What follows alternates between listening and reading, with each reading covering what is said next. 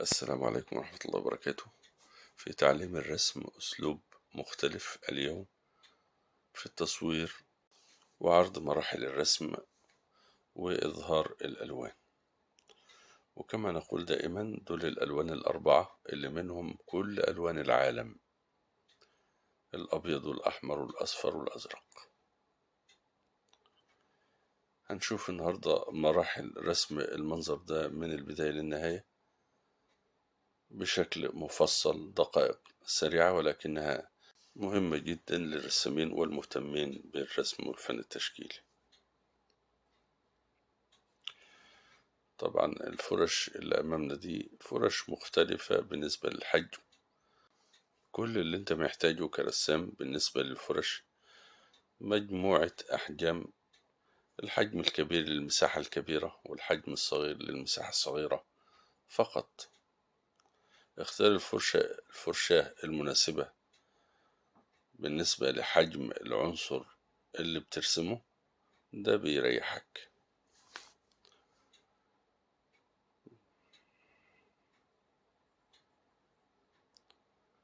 زي ما احنا شايفين تابعنا كيفية إيجاد لون السماء، وهنا باللون الأزرق فقط بعيد عن الأحمر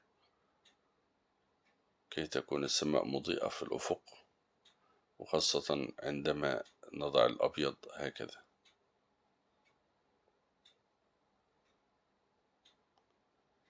مرحلة مرحلة سنشاهد هذا المنظر الهادئ البسيط.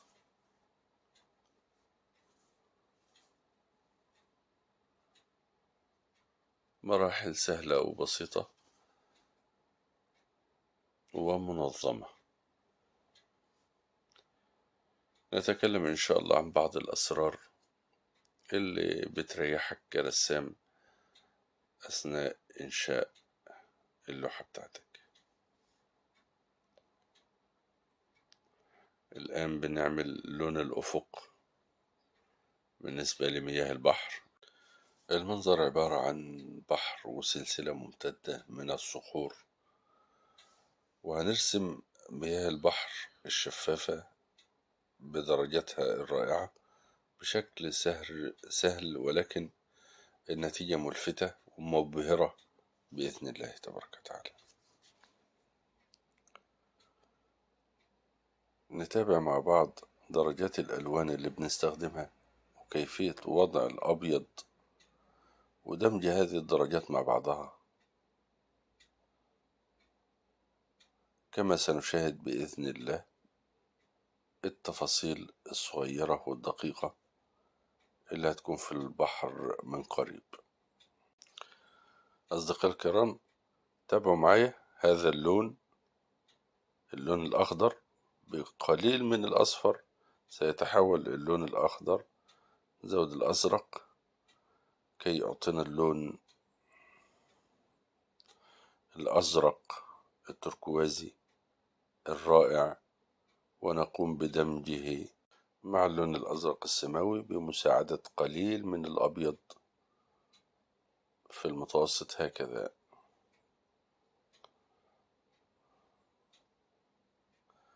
الألوان المستخدمة اللي معانا دي ألوان مائية، صبغات مائية عادية مع البلاستيك الأبيض.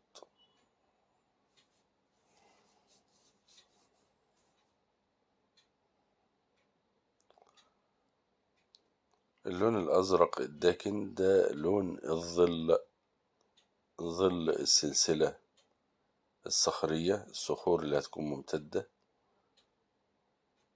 ظلها في الماء بهذا اللون.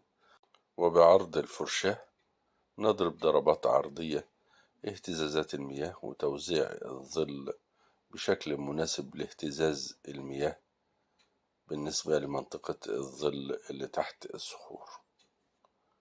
لسه هنرسم الصخور طبعا والأعمدة العشوائية التي تحمل هذه السلسلة الصخرية. شاهد معي، زودنا اللون الأخضر التركوازي شوية بدرجة أقوى شوية، وبنرسم، دخلنا اللون الأحمر معاه، بنرسم الشعب المرجانية اللي بتكون ظاهرة تحت في قاع المياه، وخاصة في المياه الشفافة، مياه البحر الشفافة الرائعة.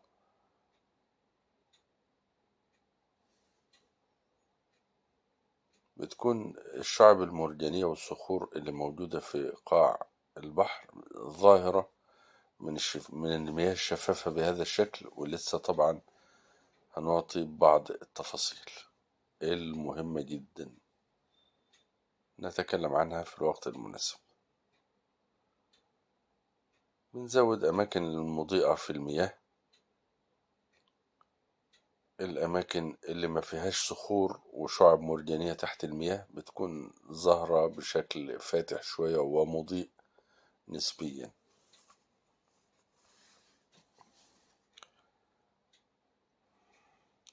ثم نرجع على هذه المناطق، مناطق الشعب المرجانية والصخور تحت المياه، ونوزعها من الأطراف بهذا الشكل الذي نراه. هنرجع لها تاني، هنرجع لهذه المنطقة، ولكن بعد أن نضع المناطق المضيئة في مساحة المياه بشكل عام. الأماكن المضيئة اللي هتظهر من بين أعمدة الصخور العشوائية. الأبيض بنزوده شوية، لأن الأبيض بنستهلك منه أكتر شوية من بقية الألوان التلاتة. كما قلنا دي الألوان الأساسية، أحمر وأصفر وأزرق ومعهم الأبيض. كل الألوان اللي في الوجود إنما هي من هذه الألوان الأربعة.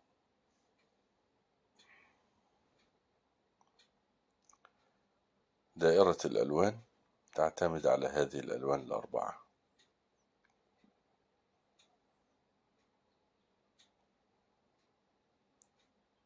ولذلك دائما أضع أمامكم هذه الألوان الأربعة فقط، كي ندرك ونفهم ونتعلم أن كل الألوان إنما تستخرج من هذه الألوان الأربعة. درجات مختلفة طبعا. أسر الألوان: الأخضرات والبنيات، البني بدرجاته، والرصاصي بدرجاته، والرصاصي منه الموف طبعا، والسماوي والتركوازي، وهكذا.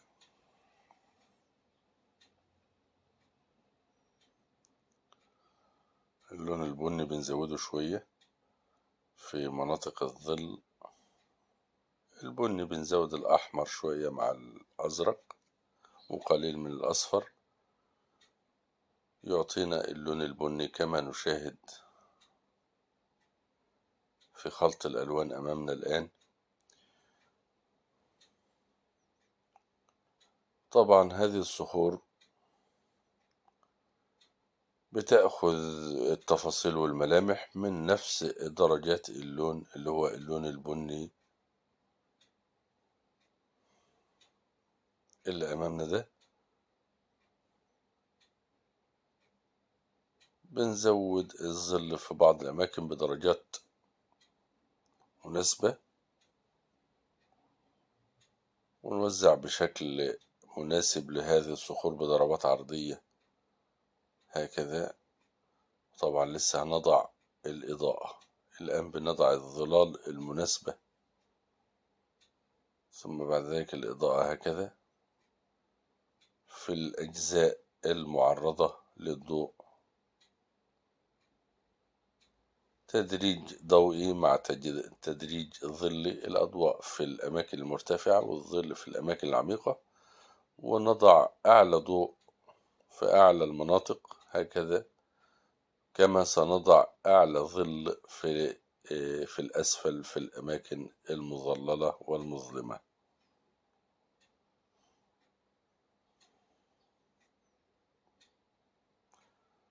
بنزود اللون البني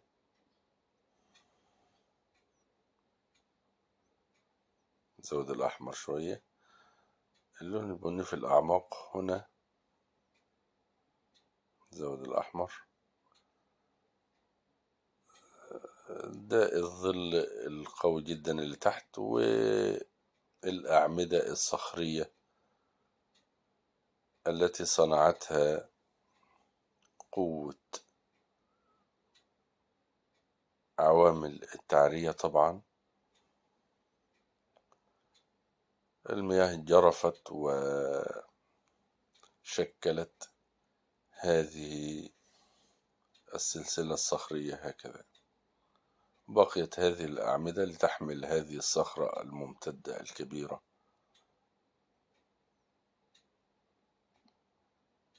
في الأعماق نضع الظل هكذا، فتبدو الأعماق بشكل واقعي. ظلال وأضواء وكلها من جنس اللون. طبعا الصخور بتأخذ اللون البني بدرجاته. هنا مجموعة من الصخور القريبة، نضع لون مبدئي، لون وسيط، سنقوم بوضع الأضواء على هذا اللون، ثم نقوم بوضع الظلال مرة أخرى. هنا الأضواء هكذا،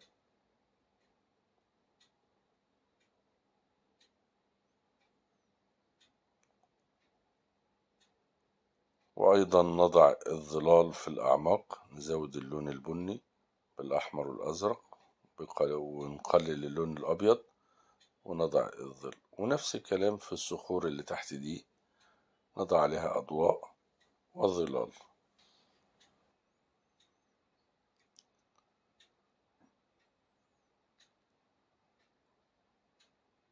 ضربت مناسبة لهذه الصخور الممتدة، وتلاحظ أنها كلها من نفس الدرجات اللون البني. والآن ننزل للصخور اللي تحت. نضع مساحات الصخور بشكل مبدئي هكذا بلون وسيط، ويظهر التباين جدا لهذه الصخور لما نزود اللون الظل هكذا، ونضع جسر الظل بين مساحات الصخور وبين المياه، خط التقاء المياه بالصخور وخط التقاء كل صخرة والتانية. تضع جسور الظل باللون الظل هكذا من أسفل، ثم بعد ذلك نضع بالأضواء على الأطراف العليا لكل صخرة من هذه الصخور. الإضاءة من جنس اللون كما نشاهد. زود الأبيض فقط على اللون ونضع الإضاءة هكذا. ظهرت معنا الصخور وحدث التباين المطلوب.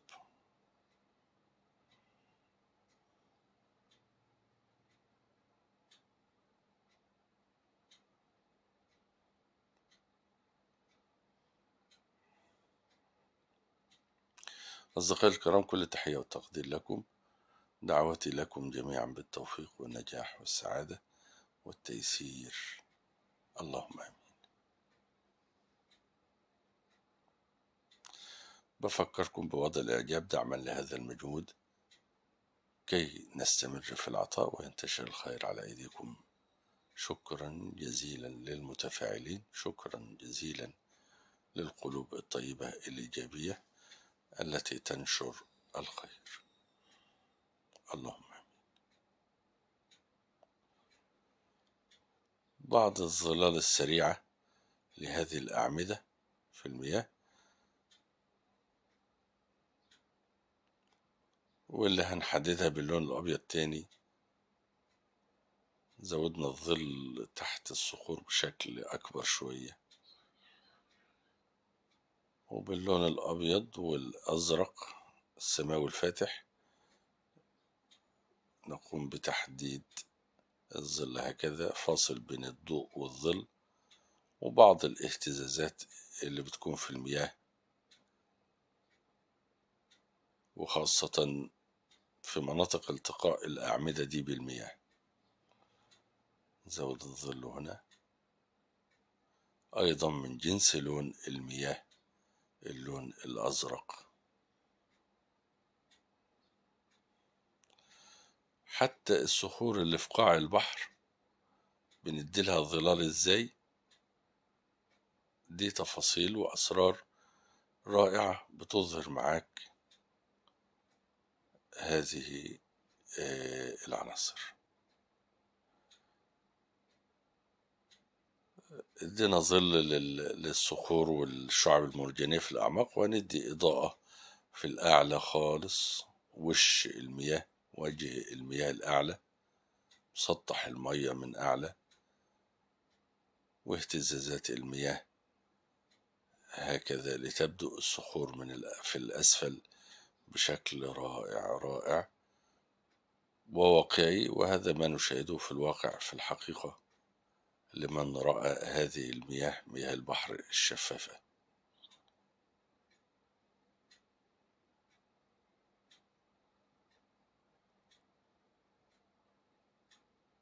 وهذه تفاصيل التي نضعها، تفاصيل المياه وملامحها في النهاية، مع مجموعة بسيطة من الأشجار اللي هتكون على الصخور دي من أعلى، نباتات باللون الأخضر هكذا. نزود الأصفر شوية. هذا اللون الأخضر بنبدأه باللون الزيتي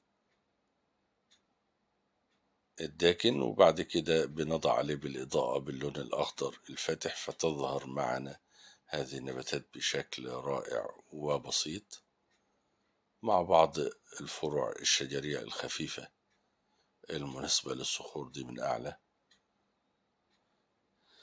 بنزود الإضاءة شوية بالأصفر والأبيض وقليل من الأزرق ليعطينا الأخضر الفاتح المضيء هكذا، لتنتهي هذه الرحلة بهذه الضربات.